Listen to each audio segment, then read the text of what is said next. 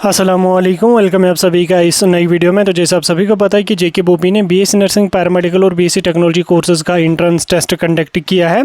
आप में से बहुत सारे बच्चे, क्या मतलब सभी बच्चों ने यहाँ पे एग्ज़ाम दिया होगा। अब एग्ज़ाम आप लोगों ने दिया, अब नेक्स्ट स्टेप यहाँ पे क्या रहने वाला है। आप लोगों का नीट का भी एग्ज़ाम यहाँ पे हो चुका है। अब आप लोग यहाँ पे फ्री होंगे, तो अब अगला स्टेप आपको क्या रहने वाला है। एग्ज़ाम के बाद बोपी बीएससी नर्सिंग के एग्ज़ाम के बाद क्या क्या चीज़ें होती हैं, कौन कौन सी चीज़ें आपको करनी होती हैं, सारी चीज़ें आपको एक्सप्लेन करके समझाऊंगा। क्योंकि आपके बहुत सारे डाउटर्स आ रहे थे कि एग्ज़ाम हमने दिया, अब नेक्स्ट स्टेप हमारा क्या रहेगा। तो सारी चीज़ें आपको मैं डिटेल में समझाऊंगा। ये वीडियो इंपॉर्टेंट रहेगा, वीडियो को पूरा एंड तक देख लेना। चैनल को भी सब्सक्राइब कर देना, व्हाट्सएप और टेलीग्राम ग्रुप ज्वाइन कर लेना, लिंक डिस्क्रिप्शन में आपको मिल जाएगी। तो चलिए वीडियो को शुरू कर लेते, देख लेते हैं यहाँ पे जेके बोपी बीएससी नर्सिंग के अपकमिंग स्टेप के बारे में। तो देखो, आपका एग्जाम हो चुका है, आपके आंसर कीज आ चुकी हैं। आप लोगों ने अपना टेंटेटिव स्कोर चेक किया होगा कि लगभग आपका कितना स्कोर यहाँ पे बन रहा होगा। आपका कितना स्कोर बन रहा है आंसर की चेक करने के बाद आप वो हमें कमेंट्स में बता सकते हैं, ताकि हम आगे चल के एक्सपेक्टेड कट ऑफ की थोड़ी सी एनालिसिस आपके साथ समझा सकें अगले किसी वीडियो में। अब देखो, एग्जाम होने के बाद आपका क्या होता है। एग्जाम होने के बाद आपका जो रिजल्ट होता है वहीं पर रिलीज किया जाता है। रिजल्ट कैसे आ जाएगा, डायरेक्टली एक पीडीएफ आ जाती है, 200-250 या जो भी 1000-2000 पेजेस की एक पीडीएफ आ जाती है जेके बोपी की वेबसाइट पे। आपको वो वाली पीडीएफ डाउनलोड करनी है। डाउनलोड करने के बाद वहाँ पे अपना नाम चेक करना है, अपना रोल नंबर सर्च करके आपको वहाँ पे अपना नाम मिलेगा, आपकी पेरेंटेज मिलेगी और आपका रैंक कितना आ रहा है आपके स्कोर के अकॉर्डिंग, और आपका स्कोर कितना है, वो सारी चीज़ें जो होंगी वो उसी वाली पीडीएफ में यहाँ पे मेंशन होंगी। तो वो कब तक आ जाएगा, उसमें लगभग अभी ऑलमोस्ट 1 महीने तक का टाइम यहाँ पे लग सकता है। तो जो ही पीडीएफ आ जाएगा तो उसके बाद आपको क्या काम कर लेना, अपना स्कोर चेकआउट कर लेना। स्कोर आपने चेक किया, आपको पता चला कि मेरा स्कोर क्या है, मेरी रैंक कितनी यहाँ पे है। ठीक हो गया पहला स्टेप। उसके बाद जब आपका रिजल्ट आ जाता है तो नेक्स्ट आपका यहाँ पे काउंसलिंग की नोट्स आ जाएगी। काउंसलिंग की नोट्स आ जाएगी, उसमें आपको बोला जाएगा कि आपका काउंसलिंग का शेड्यूल कब से लेके कब तक होगा।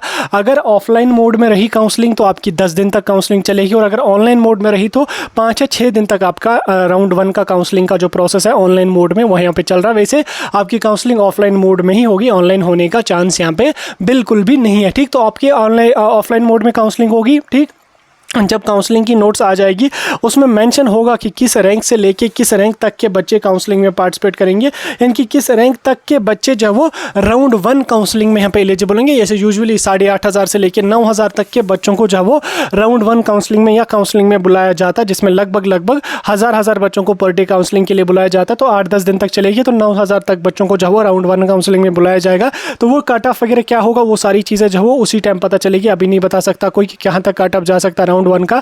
तो आपको जब काउंसलिंग का शेड्यूल आ जाएगा तो आपको पता चल जाएगा कि क्या मैं राउंड 1 काउंसलिंग के लिए एलिजिबल हूं भी या नहीं भी। ठीक, तो जो कैंडिडेट उस रैंक में फॉल कर रहे होंगे, जैसे फॉर एग्जाम्पल उन्होंने रैंक 1 से लेकर रैंक 9000 तक बच्चों को राउंड 1 काउंसलिंग में बुलाया, तो जिनकी रैंक 9000 तक है वो बच्चे राउंड 1 काउंसलिंग में जाएंगे। अब उसमें फिर 10 दिन तक का शेड्यूल जो होता है वो डिवाइड होता है। जैसे डे 1 काउंसलिंग का जो होगा उसमें रैंक 1 से लेकर रैंक 1000 तक बच्चे जाएंगे, डे 2 में 1001 से लेकर 2000 तक बच्चे जाएंगे। तो इस तरह से यहाँ पे चलेगा। तो जो आपका रैंक होगा, जिस डे के हिसाब से आप एलिजिबल होंगे, तो उस डे को आपको काउंसलिंग के लिए विजिट करना पड़ेगा। वहां पे आपको बोपी ऑफिस में जाना है।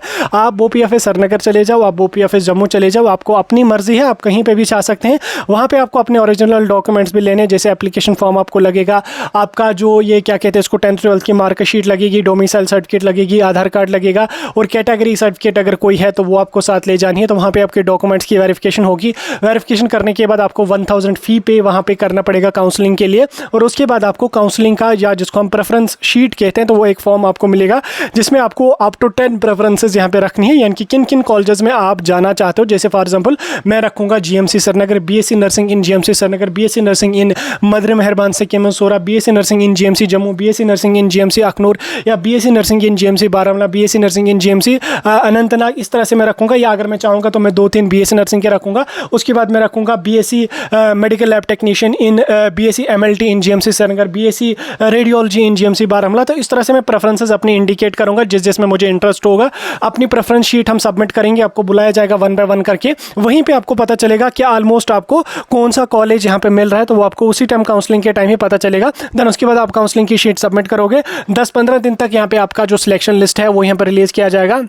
सिलेक्शन लिस्ट में सिर्फ उन्हीं बच्चों का नाम होता है जिन बच्चों को राउंड 1 में सीट मिल गई होती है। तो आप वहाँ पे अपना नाम चेक करेंगे, आपको कौन सा कॉलेज मिला है वो चेकआउट करेंगे।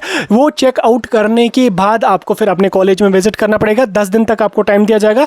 जो कॉलेज आपको मिला है आपको उस कॉलेज पर जाकर रिपोर्ट करनी है और अपना एडमिशन की फॉर्मेलिटीज़ वगैरह जो होंगी वो कंप्लीट आपको करनी है। अब अगर किसी बच्चे को राउंड 1 में अपनी पसंद का कॉलेज नहीं मिला है तो उसको सीट अपनी कन्फर्म करनी ही करनी है। देन उसके बाद वो फिर राउंड 2 के लिए यहाँ पे जा सकता है, लेकिन सीट अपनी कन्फर्म करनी है। एडमिशन उसको करना कंपलसरी। अगर वो एडमिशन नहीं करेगा तो वो राउंड 2 के लिए एलिजिबल नहीं रहेगा। ये था आपका थोड़ा सा फ्लो चार्ट जो मैंने आपको समझा दिया। कोई डाउट होगा मुझे कमेंट्स में पूछ